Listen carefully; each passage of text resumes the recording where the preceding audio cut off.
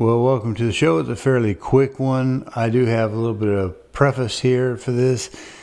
I followed the standard pretty much, but remember when we were doing the parasitosis type thing, talking about the worms, we started with my pork. I certify all my pork. Whether it's safe or not, I don't know. I'm sure the farm that they come off of is fine, but just in case, I've already taken care of the worms with a freezing process, then I thaw it out. So the other standard that we're looking at, and I'll flash it up right here, does have us going a little different timing than what I use. I did 21 days instead of 25 for the smoke, and I did 10 hours instead of 30. Now 10 hours gave it some nice smoke, smelled delicious there in the aging room, but what it didn't do was it didn't really give me the heavy color that I was looking for. So that led up to another video, which I haven't actually done yet, where I've modified my smoke generator. And at the bottom of the clip, I pull out, it may have had a little bit of smoke generated on the very, very bottomest of that smoke tray in the commercial smoker. But I think most of it was generated off the smoke generator, so I've taken allowances for that. So without any further ado, let's roll them. Well, welcome to this little show. It's quick. We're going to have this much of it done for us. We've already done the initial cure. You can watch the Series 16 on that. These have just been a little bit of garlic, salt, and black pepper. They've cured. I've got them in the casings. Those are 100 ml casings. They're a little bit large, as you can see by that little air bubble to the side. They do stuff very well, very easily, but I do get misshapen coppas out of it versus the 95 or 94, whatever the others, 96, what they were. Got a tag on there to keep up with them. That's what it was just before we started. Of course, we have that already recorded, but that's without the string. This is how I hold them. Got a little stainless skewer. All right, that's not genius right there by any means. That's just how we do it. And we come down here, we'll add some water in the pan. And down here is where we have our natural smoke. Now, the controller up here will only go to the minimum. It says it's 60 degrees right now. We are going to go down to the minimum. Let's see which, if I do the temperature. 100 is the minimum that it will do, and 100 is the minimum that we need for this process. So we're going to go ahead and take that. And then on the time, we'll do 10 hours. All right. We're going to set that up. Let's see, I guess it's quicker to come out from the bottom. Oh, 13. 10 hours is minimum. We're going to do it at 10. We also have our homemade smoke generator here. We've got designs of that out there multiple times on the internet. We have this cup full of chips. We have our tube that goes over, and we will put that down, right, something like that, and it goes on top of our little pegs, and we'll set the whole thing down in the bottom. Now this has got a little fan in it, and we're not going to get this very hot, only 100 degrees Fahrenheit. Hopefully it won't go over too much. The accuracy of this is probably not that great as far as it's run. It does say it's heating. It does say we have power. So we're going to set this up and let it go, get a little bit of water, put it in the pan. Well, let's see if it's working. An hour into it, should be. Yeah, 8:49. We've gone an hour and 10 minutes. Do we see any little bit of wisp of smoke? Maybe a little bit with the naked eye, not much. Let's unlatch it. Well, there we go. We do have smoke. See, which one is it coming from? It looks like it's coming from our smoke generator. And it looks like it might be cooking a little bit. I don't want to do that. We just want it to cure with the smoke, and then we'll dry it. Well, I reloaded the smoke generator just not an hour ago and checked the chips in the bottom of the Masterbilt, and they were white, had not been used, but we do look like we are rolling smoke. If you like this content, please go to calldeltosell.com, find the tab that says on YouTube, click it, and it'll open up a page of QR codes. There you can use a smartphone to scan and get to the YouTube page, or you can just mouse over and click it on a PC. There you'll be able to subscribe to this little button over here and click the notification bell so that YouTube will notify you. Thank you. Well, we have expired our 10 hours on the smoke. Let's see what it looks like. It's still warm in there. Let's see. Don't see any residual smoke. I do want to look down here and see if we ever did get this. Nope.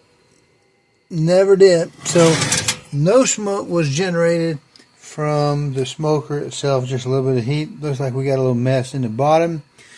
Drained a little bit. Doesn't feel cooked. Feels nice and raw still. I don't see the color I want on it. So I probably didn't keep the generator running as much as I wanted. Did change the color. Got a little smoke on the power cord. But anyway, we're going to take it out, reloaded the smoke generator once. May have to do it more often, but they're going to go up and now dry and age in the chamber. Well, we've got the humidification running over there. And according to what's on the wall, we are almost 76. We should be cutting off soon. And air quality is sitting at 12 on the Germ Guardian. Now let's take a look at what we got going on here. Air's blowing. These are the two. These two are the ones we just smoked. And what are there? Okay, there's salt, cured garlic, black pepper. It has been sprayed on the outside with antifungal. And then we have, what is this? A little different. Salt, pure black pepper, sodium erythrobate in there, or thorbate, depending on how you want to pronounce it. A little bit of garlic. Alright, they're working on.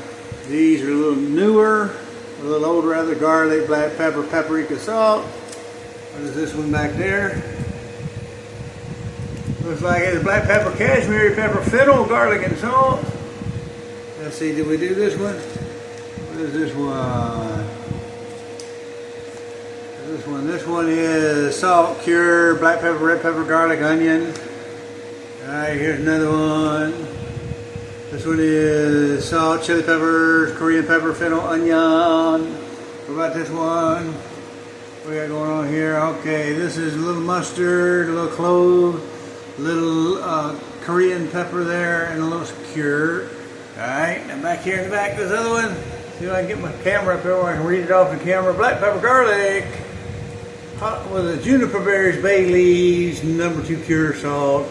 Alright, and this is the oldest one. It is 913. I think it was just salt, a little bit of garlic. It's got a little cured, and I guess it is. If you're going to smoke one, these are the conditions. Smoke them, you get much better smoke going past the membrane or the casing if it goes in here. But this one got a little bit funky on the outside, and I had to take it off and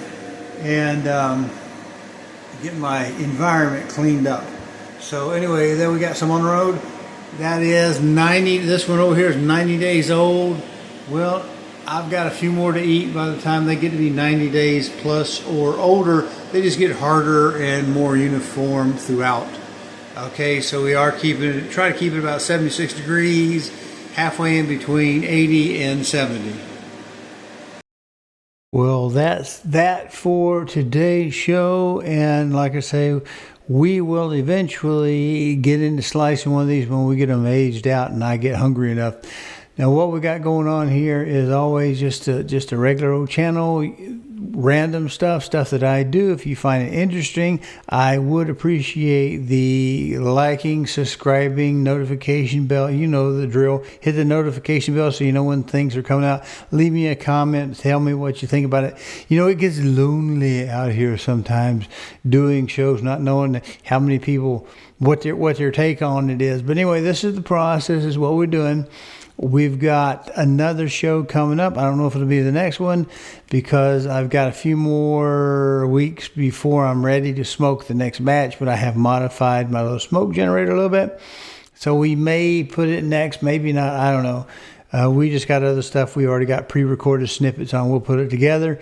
And, you know, if you want and you like coffee, buy some coffee. I have some people saying, well, it's a little bit pricier than other people's, but you have to understand when I roast a bag or two at a time. It takes about 30-40 minutes to heat up the unit while I'm doing the labels, getting the shipping stuff ready, anything like that. Then we roast it, we bag it, we seal it with our own little inimicable fashion across that in those very foil lined bags. They're supposed to be foil lined bags. That's what I paid for. Foil lined bags so that we don't get any microplastics or any of that kind of stuff on it.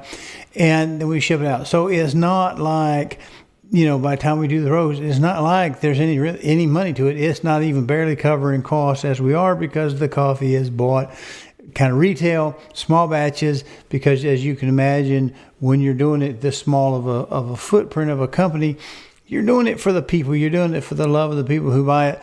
If you want to buy some of that coffee, buy a couple bags and split it with the neighbors. Look for the specials over on the website. You've got the link there. You know what to do. You know how to do it. It's just, do you want to do it? Do you want to do that? So I don't have a $5 super herd or fund me, that kind of stuff. If you like coffee, try to pick up a few bags, put it in your basket, see if it'll let you check out. There are a couple of states I don't go to because of reasons.